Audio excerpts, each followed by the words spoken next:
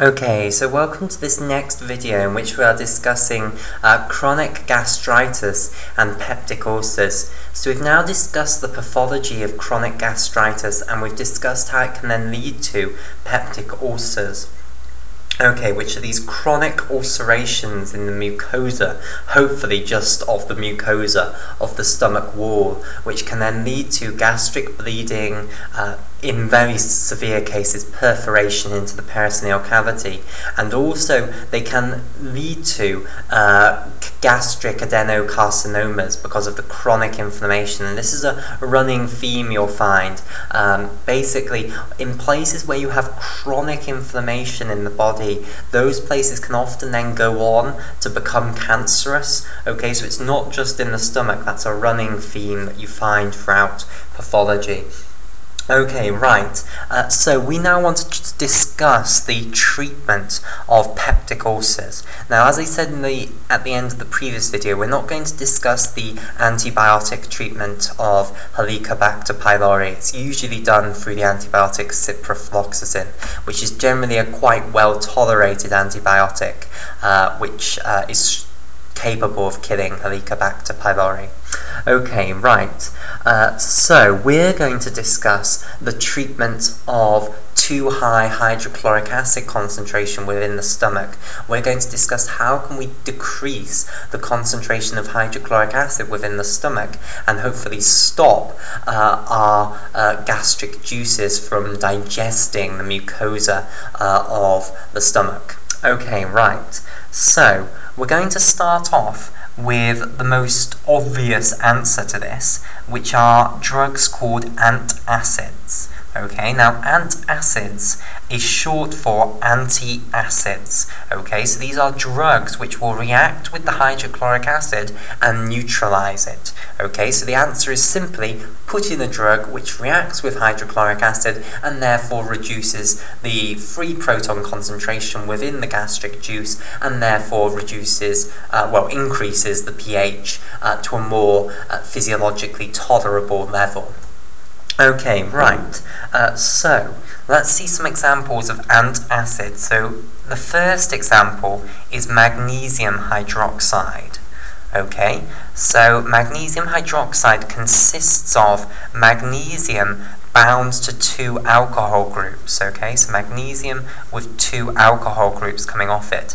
Now when you dissolve magnesium hydroxide, it splits apart basically into a magnesium cation and two hydroxide anions. Okay, and basically magnesium hydroxide can react with hydrochloric acid. So let's show this. So we'll take magnesium hydroxide here, and then we'll take hydrochloric acid, and this is like GCSE chemistry. I'm sure this is a reaction you do in GCSE chemistry. And both of these, of course, will be aqueous. Okay, and what can happen is, and we'll need two hydrochloric acid molecules. What can happen is the protons of the hydrochloric acid molecules can react with the hydroxide anions from the magnesium hydroxide to produce two water molecules. Okay, so that has neutralized those two free protons basically, so this is brilliant basically. And then the chloride anions will react with the magnesium cations to produce magnesium chloride. Okay, right, so that is how we can neutralize the free protons within the gastric juice. Now, in exactly the same way, you can also use aluminium hydroxide to do the same thing. Now, the formula for aluminium hydroxide is Al, and then you've got aluminium bound to three alcohol groups this time. And basically, when you dissolve aluminium hydroxide, it can split into aluminium trivalent cations along with three hydroxide anions, like so.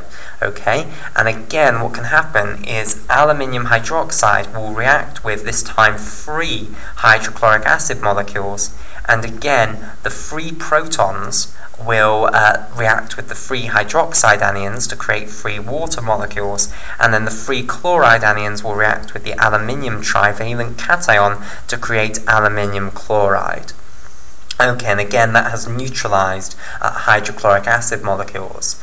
Now, you might think, well, aren't these drugs going to be extremely dangerous? Because if these went into the blood and did this in the blood, wouldn't they cause a metabolic alkalosis, or rather just an alkalosis rather than metabolic? Well, the answer is yes, they would if they went into the blood, but thankfully they don't go into the blood, and therein lies their use. We can insert them into the stomach by just an oral pill, and they will neutralize the stomach acid, and they will pass through you without going into the blood and causing huge damage. Okay, so that's their use. Now, basically magnesium salts tend to cause diarrhea when you give them. So magnesium hydroxide tends to cause diarrhea, and aluminium salts tend to cause constipation. Okay, so some genius came up with the idea of giving a mixture of the two and hoping that the two effects will cancel each other out, basically. And in fact, it does work. You can give a mixture of magnesium salts and aluminium salts, so a mixture of magnesium hydroxide and aluminium hydroxide, and then you won't get any dysfunctional bowel movements, basically. And it will nicely neutralize the hydrochloric acid within the stomach. Okay, another example that I just want to mention of a magnesium salt is a salt called magnesium trisilicate, which is also commonly used to neutralize hydrochloric acid. And it's the exact same principle, that it will react with the hydrochloric acid and reduce thereby the concentration of free protons within the gastric juices, and hence increase the pH to a more physiologically tolerable level. Okay, right, so that's the most direct approach to reducing the hydrochloric acid concentration within the lumen of the stomach. Okay, a slightly less direct approach is to instead target the production of hydrochloric acid by the parietal cells, i.e. to try and reduce the actual secretion of hydrochloric acid by the parietal cells. So the next drugs that we look at are going to target that rather than just neutralizing the hydrochloric acid within the stomach. Okay, so now we're going to turn our attention to drugs which reduce the secretion of hydrochloric acid by the parietal cells. Okay, so the most direct way of doing this is through drugs called proton pump inhibitors. Okay, and these do exactly what they say on the tin. These are drugs which will bind to the to the proton potassium ATPase and inhibit its action. Okay, now remember, the entire process of hydrochloric acid secretion is dependent upon that proton potassium ATPase. Okay, so it drives the entire process. All of this is just following that. So if we inhibit this protein, then we inhibit the entire secretion of hydrochloric acid. Okay, and this is what these proton pump inhibitors are going to do. So the two most famous proton pump inhibitors are omeprazole, which is the first one that was ever created, and then also a newer one, lansoprazole, which is very commonly prescribed. Okay, so omeprazole and lansoprazole, there are others as well, and they can all be recognized by this ending prazole here. Okay, so they all have prazole on the end. Right, so now let's go a step back. So this is the most sort of direct route by which we could have stopped hydrochloric acid secretion, or at least reduced hydrochloric acid secretion by the parietal cells in the walls of the body of the stomach. Okay, but let's go a step back.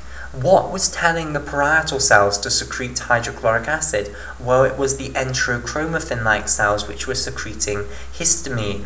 So if we could block the histamine from being able to stimulate the parietal cells, then we would also block secretion of hydrochloric acid by the parietal cells and thereby reduce hydrochloric acid secretion. Okay, so let me just draw this picture again.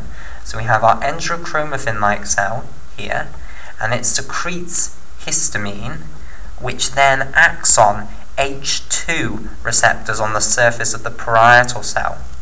Okay, so here is the parietal cell, like so, and basically on the surface of the parietal cell you have H2 receptors, which remember are these rhodopsin family G protein coupled receptors.